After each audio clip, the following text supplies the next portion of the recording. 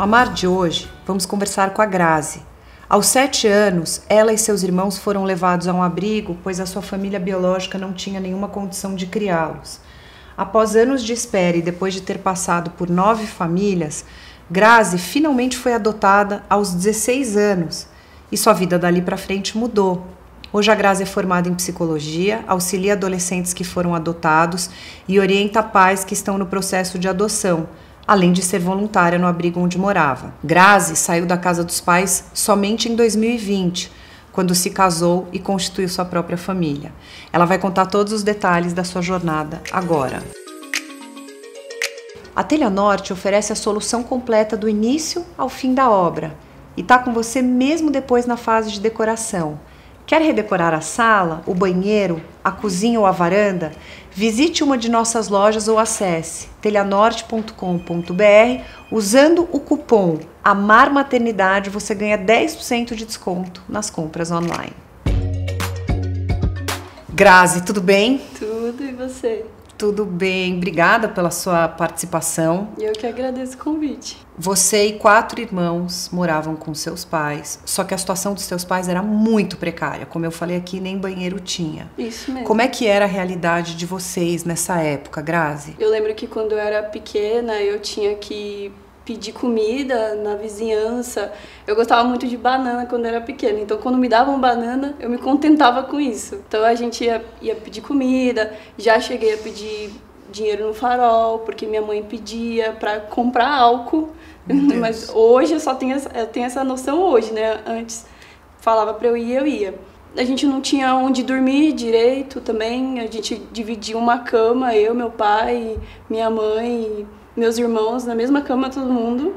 E eu tenho os outros irmãos mais velhos por parte de mãe somente.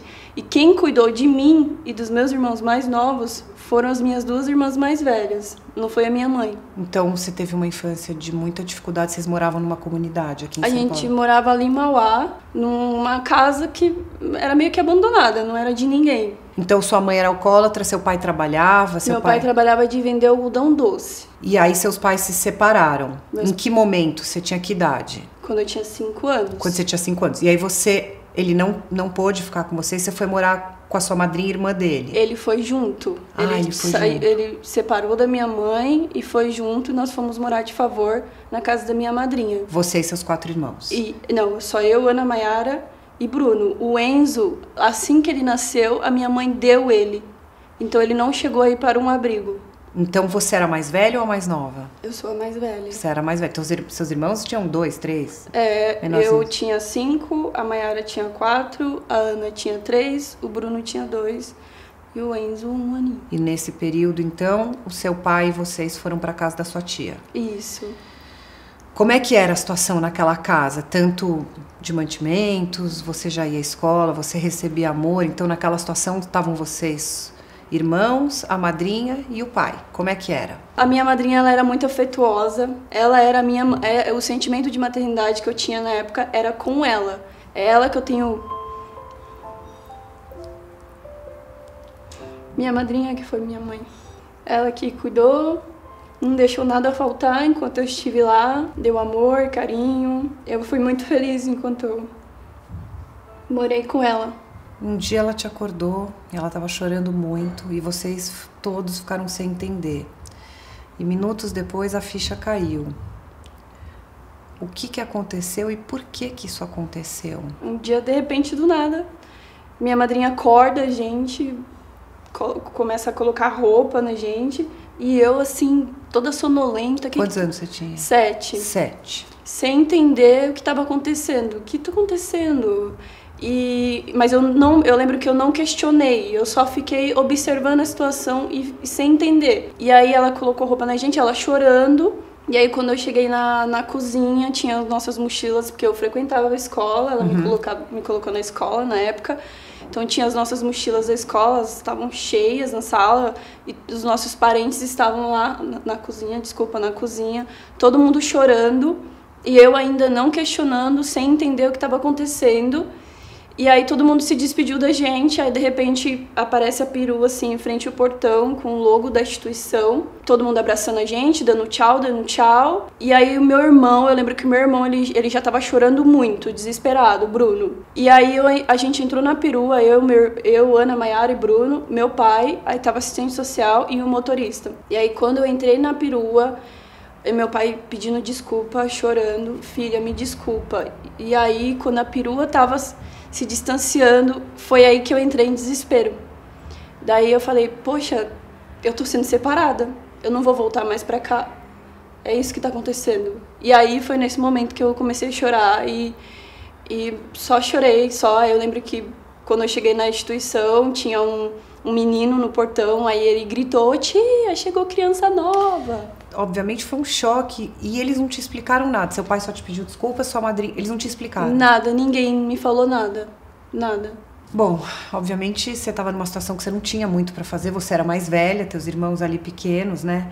Como é que foi esse primeiro contato com a instituição? Do momento que você chegou lá, o que você lembra? Veio uma educadora, abriu o portão pra gente entrar. Aí o gestor daquela época, ele mostrou a instituição todinha pra gente, o quarto onde eu ia dormir e tudo. Mas eu lembro que os primeiros anos, assim, foi muito difícil, eu ficava muito na minha, pensativa, eu sofria muito, eu chorava o tempo todo. Datas comemorativas, Dia das Mães, Dia dos Pais, sempre foi muito marcante pra mim. Então, os primeiros anos na instituição foi bem depressivo pra mim, sabe? Eu ficava bem mal. Não tinha... Eu ficava, por quê? Eu lembro que eu ficava questionando Deus o tempo todo. Por quê? Por quê? Por que comigo? Por que isso? Por quê? Por que Deus? Por quê? Por que meus pais não podiam ser diferentes? Por que os meus pais não podiam ser uma família saudável?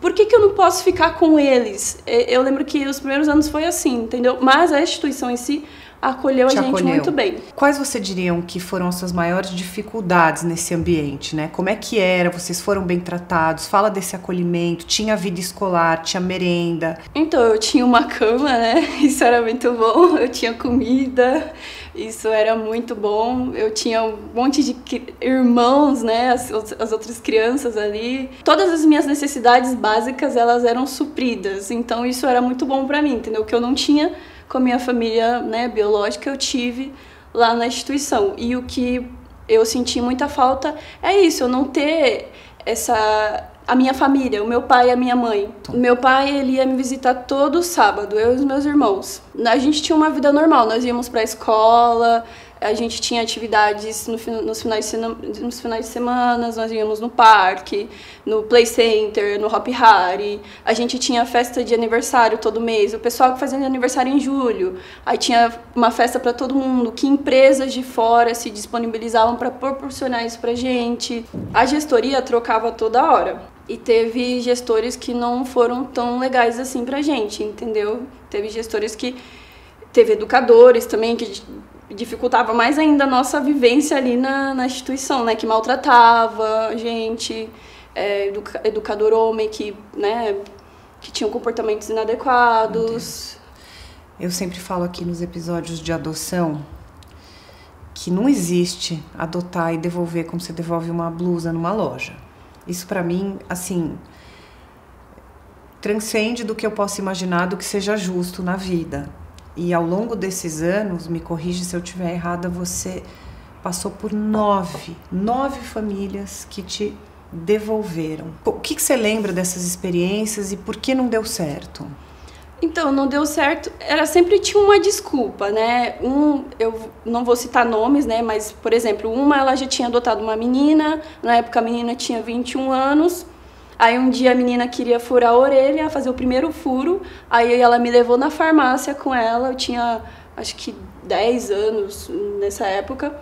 Ela me levou na farmácia com ela fez o primeiro furo, aí quando chegou em casa a mãe dela deu uma bronca nela, e aí me chamou no cantinho e falou, olha, Grazi, não vai dar certo, porque eu tenho medo da minha filha te levar para o mau caminho. Eu me abri para a adoção, eu tinha 11 anos, quando eu me abri, que eu desejei ser adotada. Antes disso, eu não queria ser adotada.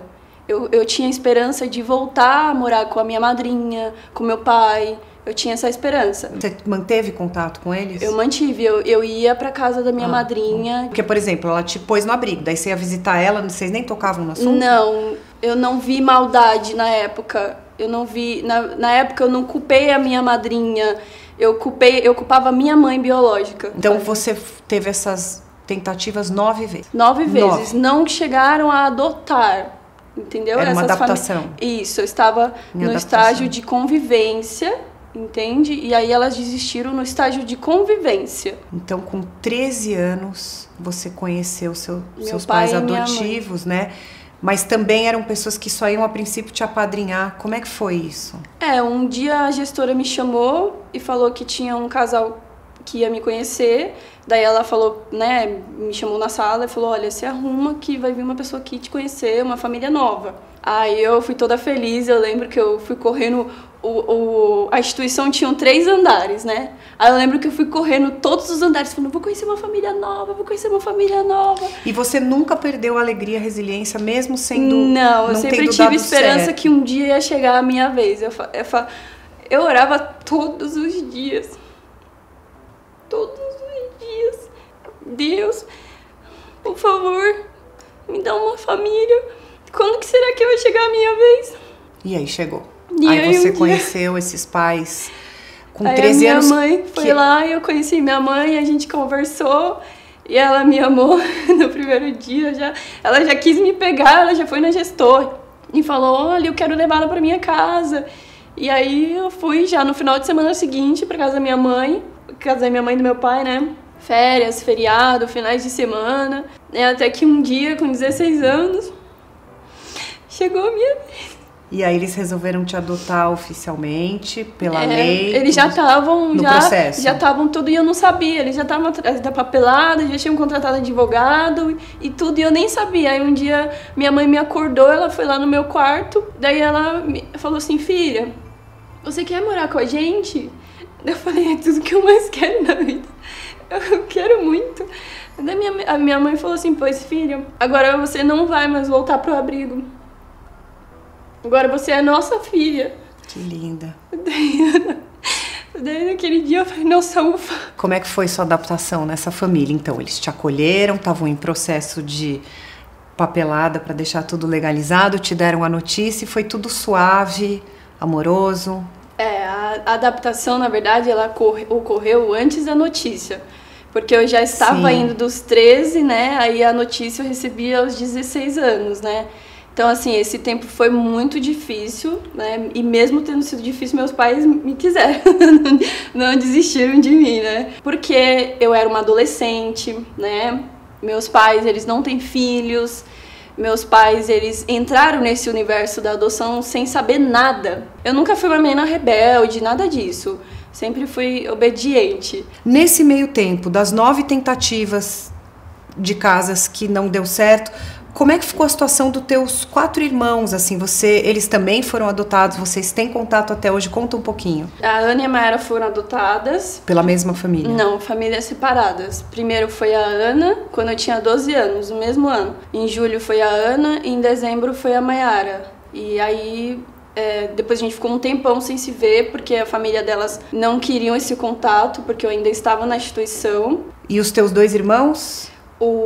O Enzo, ele foi dado quando ele tinha 1 ano. Então você não tem mais contato? Ele não foi para a instituição. Sim. A gente teve o primeiro contato agora em 2020, na pandemia. Como é que vocês se acharam? Ai, nossa, foi muito complicado. Tá. Um primo meu me achou no Facebook, daí, porque eu também fazia muito tempo que eu não falava com o meu irmão Bruno. Falou que o meu irmão queria conversar comigo. Ele encontrou meu irmão na rua, porque meu irmão vivia ali na região de Mauá. Mas não foi adotado, Bruno? Não, o Bruno não. Onde ele tá hoje? Ele tá em Mauá lá com a família dele. Ele mora com a namorada, tem 2 filhas. E você, então, hoje vocês têm contato? A gente tem, com as tuas irmãs também? Uhum. E é um contato bom, de amor? Sim, meus irmãos são tudo pra mim. Se eu perder o contato com eles. Não.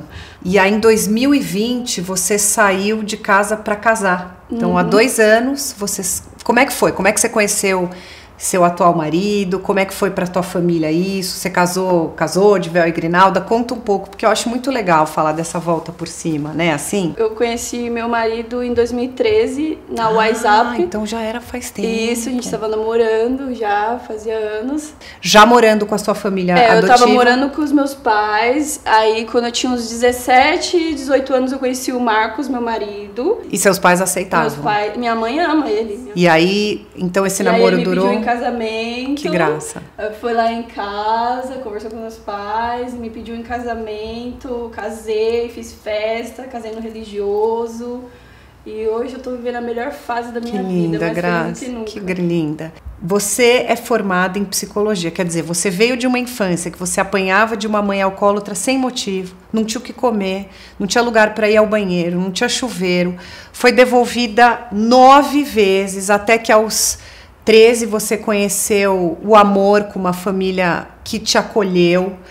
Você ressignificou sua vida, você ainda estudou, você se formou, e aí agora você está atuando com adolescentes e os pais que estão em processo de adoção, além de ser voluntária no abrigo que você morou na Aclimação em São Paulo. Isso mesmo. Então, queria que você fizesse essa linha do tempo e contasse como é que funciona agora o teu trabalho, como é que é voltar como profissional para o lugar onde você morou e passou anos muito difíceis. Precisei de muitos anos de terapia para, ter consciência emocional e racional de toda essa minha história. Quando eu tratei todas as minhas demandas, as minhas dores, feridas, quando eu senti que estava tudo resolvido, aí eu falei, vou voltar para a instituição, porque eu preciso estar bem para ajudar essas crianças, Vou voltar como voluntária, mas eu decidi ser psicóloga por causa de tudo isso. Quando meus pais me colocaram na terapia, e eu fui entendendo tudo o que estava acontecendo comigo, eu fui vendo a vida de forma mais saudável, por meio da terapia, eu falei, é disso que essas crianças precisam. Porque eu não tive esse suporte terapêutico enquanto eu estava lá. Porque se eu tivesse, teria sido bem melhor, Hoje você é voluntária. Hoje eu sou E você voluntária. também tem o seu consultório. Não, hoje eu só atendo online, eu ainda não tenho meu consultório. Eu sou psicóloga desde 2017, depois fiz uma pós. Nossa, tô na segunda pós. Não, Grazi, que você tem que dar palestra, você tem que falar. Não, eu nunca. Você já ouviu uma história de vida assim? Olha, já vieram muitas mulheres aqui, mas... Eu já dei palestra, já dei algumas palestras. Então você acha que você curou as suas feridas emocionais fazendo terapia e depois se formando como uma terapeuta? E claro que com o suporte do seu marido, também com o seu trabalho interno. Então, realmente uma história de... Tô impressionada, assim, porque... E hoje eu ajudo os adolescentes. Eu sou psicóloga, Nesse abrigo? Eu sou psicóloga no abrigo e também atendo filhos adotivos como psicóloga. Eu atendo e também faço serviço de orientação para pais que estão em alguma etapa do processo de adoção, para orientar eles, Grazi, você é amor puro, Luz, uma pessoa literalmente analisada, que ressignificou a vida mesmo, assim. Isso é uma volta de 360 graus, porque a vida não é sobre... eu sempre falo que na vida é como a gente reage ao que acontece com a gente, Então, tem histórias... Você teria tudo para ser, vamos dizer, sequelada, para virar uma alcoólatra, uma dependente ou uma pessoa sem rumo. E você pegou da tua situação mais dura possível e foi. E ligou o ponto A com o B e falou, eu vou fazer acontecer. Nossa, Grazi, olha, antes da gente encerrar, eu queria saber o que é o significado de amor para você, depois de tudo que você passou. Amor para mim é Deus, são os meus pais, é família, é meu marido, é isso. Grazi, muito, muito, muito obrigada. Você iluminou, assim, meu dia, você é uma inspiração mesmo. Obrigada por ter vindo ao programa mesmo. Boa sorte aí na tua trajetória, que você consiga também ajudar a ressignificar a vida de muitas pessoas aí. Tô fazendo isso. Obrigada, tá? Obrigada a você, eu que agradeço. Se você tem uma história de amor ou maternidade para compartilhar, escreve pra gente no amarmaternidade@gmail.com. Estamos em todas as redes sociais e fazemos esse programa com amor para vocês. Ficou muito fácil se inscrever no canal. Você faz um login, inscrever-se, tá inscrito. Por hora, só gravamos em São Paulo. Então, se você for daqui, pontua isso no e-mail para facilitar nosso contato com vocês. Estou te esperando no próximo programa. Tchau!